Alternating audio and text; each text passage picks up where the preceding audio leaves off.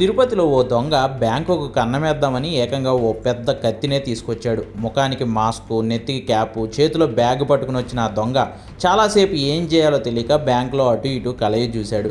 ఆ తర్వాత అప్రైజర్ని bank cashier అనుకుని బ్యాగ్లో తెచ్చుకున్న పెద్ద కత్తి తీసి అప్రైజర్ మెడకు పెట్టి డబ్బులు తీయాలని అడిగాడు. బ్యాంకులో ఆ టైంలో చాలామంది ఎంప్లాయీస్ అండ్ బ్యాంక్ వచ్చిన వాళ్ళు ఉండడంతో వాళ్ళంతా కుర్చీలు విసిరి, చేతిలో ఉన్న వస్తువులు విసిరి ఆ దొంగను బెదరగొట్టారు.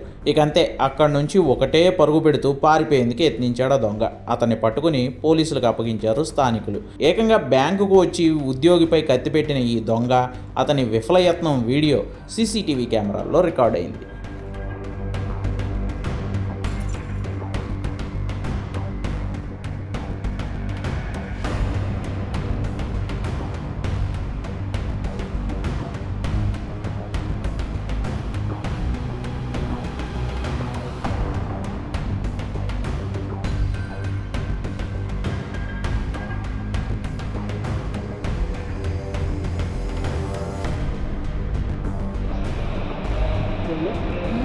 चलो बादाम दो मुड़े सुनता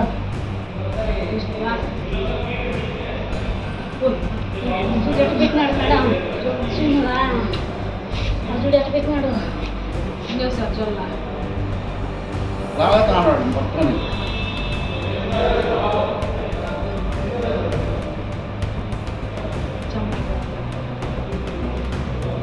యూరో